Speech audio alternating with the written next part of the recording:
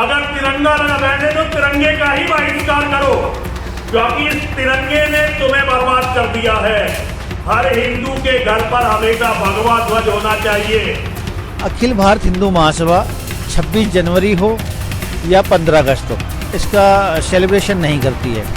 क्यों? क्योंकि हिंदू महासभा का मानना है कि 15 अगस्त 1947 को देश आज़ाद नहीं हुआ था, हमारी भारत माता के टुकड़े हुए। बेतालघाट में गोली चला दी है बीजेपी वालों ने, वीडियो भी वायरल हो रहा है। तो बहुत ही नंगापन हो गया, कैसे मुंह दिखाए हम लोग यहाँ, बताओ कहाँ पर? ये यहाँ गोली तो चल गई है बेतालघाट में। चुनाव में चलती रहती है, क्या करेंगे? अरे कहाँ चलते रहे, पाँव में लग गई किसी आम आदमी की। आज मैं पूरी जिम्मेदारी के साथ कहता हूं, यह 15 अगस्त का दिन कभी भुलाया नहीं जाएगा। यह तारीख आज की 15 अगस्त 2025, क्योंकि दूसरों को देशद्रोही, दूसरों को देश विरोधी का टैग देने वाले एक एक चेहरे बेनकाब हो चले। आज आपको दिखाऊंगा संत के भेष में बड़ी बड़ी नफरत की प्राचीरें खड़ी करने वाला व्यक्ति कैसे तिरंगे से नफरत करता है, लेकिन वो देशद्रोही नहीं है। इसी के साथ दिखाऊंगा इस देश की एक बड़ी चैनल की बड़ी एंकर होने का दावा करने वाली एक महिला एंकर कैसे खुल्लम खुल्ला देश के नक्शे के साथ, उनके रंग के साथ, तिरंगे के साथ खिलवाड़ करती हैं। कोई सवाल पूछेगा नहीं, क्योंकि एक पर्टिकुलर पार्टी के एजेंडे को पूरा करती हैं। वो दिखाऊंगा कैसे वो हिंदू मुसलमान के नाम पर ब्लैक एंड व्हाइट करके गंदगी फैलाने का काम कर रही थी। दिखाऊंगा हिंदू महासभा की विचारधारा भी, क्योंकि इन्हीं की विचारधारा से उस चैनल की, उस एंकर्स की विचारधारा मिलती है। दिखाता हूं आपको यह भी कि कैसे नरेंद्र मोदी साहब जब भाषण दे रहे थे तो उनसे और उनके चैनल पर कैसे कैसे सवाल पूछे जा रहे थे। इस देश की जनता अब चाहती क्या है, कम से कम सबक ले लो। और देखिए, जब किडनैप कर लिए गए लोग कांग्रेस के चुनाव जीतने के लिए, जिसका आरोप बीजेपी पर है, तो बीजेपी के नेता क्या बयान दे रहे हैं। गोली तो चलती रहती है। नमस्कार, मैं हूं प्रज्वल गौतम और आप देख रहे हैं the live TV. The live TV, सच सबसे आगे। सबसे पहले बयान सुनिए, पहले मैं इसी का बयान सुनाना चाहूं। अगर तिरंगा लगा बैठे तो तिरंगे का ही बहिष्कार करो, क्योंकि इस तिरंगे ने तुम्हें बर्बाद कर दिया है। हर हिंदू के घर पर हमेशा भगवा ध्वज होना चाहिए। सोचिए, यह आदमी क्या है, यति नरसिंहानंद। पहले तो एक गलीज किस्म का व्यक्ति, यह नफरती व्यक्ति, गंदगी उगलने वाला व्यक्ति, जानते किसका लाडला है? पता ही होगा। यह गंदगी फैलाने वाला व्यक्ति पहले भी नफरत फैलाता रहा, लेकिन तब तक ठीक था। क्यों? क्योंकि दौर है भाई, ये दौर है, फैशन है। कौन? वो रहमान अब्दुल खालिद कौन है? कठमुल्ले। तुम तो पाकिस्तान जाओ, आहत मत हो, हिस्सा कटवा लो शरीर का, जहाँ रंग पड़ जाए। कौन मुसलमान कौन होता है? गंदी गंदी गालियां देना।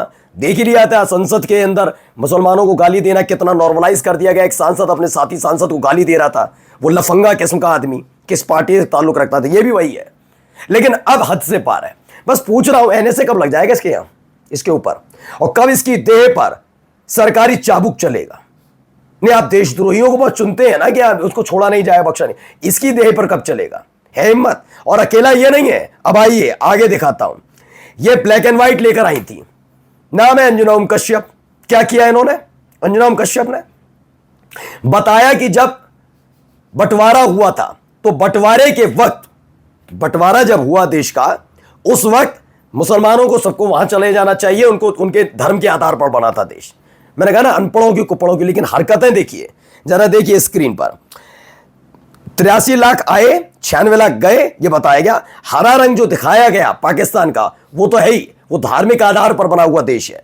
लेकिन हमारे देश का कलर कब से भगवा हो गया, ये बता पाएंगे? भगवा कलर कब से हो गया? हमारा देश तिरंगे से पहचाना जाता है। यह आपसे किसने कहा करने के लिए? ये एजेंडा सेट करने वाली हैं, बस ये एजेंडाधारी हैं। और पूरी जिम्मेदारी के साथ कहता हूं, चुनौती दे सकता हूं इन पत्रकार महोदया से, अगर डिबेट भी कर ली जाए राजनीति पर, इतिहास पर, शून्य, नील बटा सन्नाटा है ये जिस लेवल पर करती हैं। अब ये प्रियंका देशमुख ने एक बहुत बड़ा बयान लिखा है इनके लिए। इन्होंने लिखा है कि अंजुना ओम कश्यप एक देशद्रोही महिला है।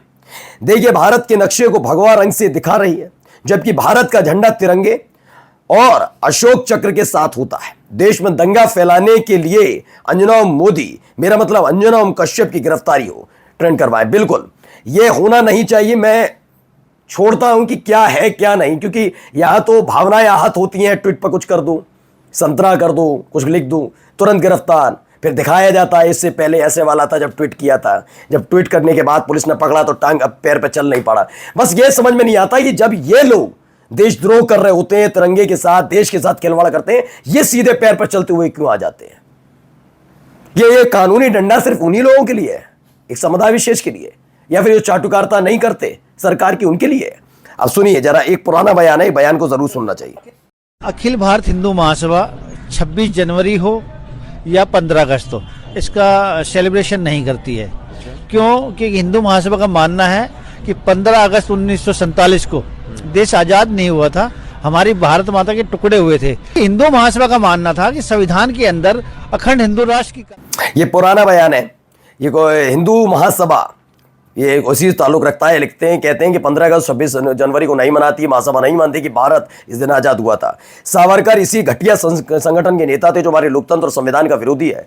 उस सावरकर को संघी पूछते हैं और उसको महात्मा गांधी से महान बताते हैं। और आज देख भी लिया गया कि कितना महान बताया गया। पेट्रोलियम मंत्रालय की तरफ से गांधी को छोटा और सावरकर को बड़ा दिखाया गया। आरएसएस, जिसे देश की आजादी लड़ी ही नहीं, स्वतंत्रता दिवस पर मोदी द्वारा गुणगान का मतलब क्या है? क्या आरएसएस वाकई सितंबर में 75 साल पूरे होने पर रिटायरमेंट का दवा बना रहा है? लाल किले से गुणगान के बाद क्या आरएसएस मोदी के रबड़ स्टैंप बीजेपी अध्यक्ष बनाने पर राजी हो जाएगा?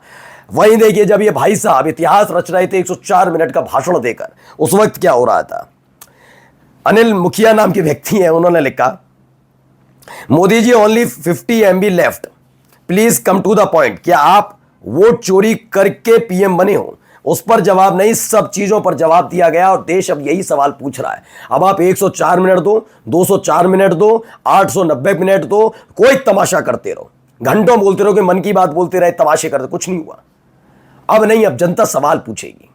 आइए अगली खबर आपको दिखा रहा हूं, क्या कह रही हैं अनुवाचार्य, पहले सुनिए।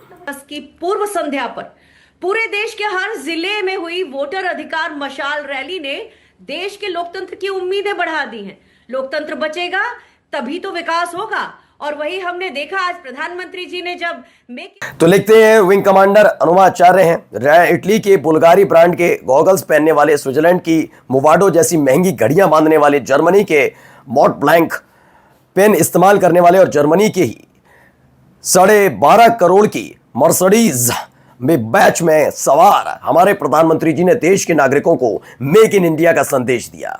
मुझे वाकई बहुत खुशी हुई। कहती हैं, बताइए ये तमाशे हमारे देश में और कहा जाता है कि कितने सरल हैं, कितने सरल हैं हमारे देश के प्रधानमंत्री, कितने सरल। इतिहास रचा इंदिरा गांधी से आगे, ज़्यादा वक्त प्रधानमंत्री रहे।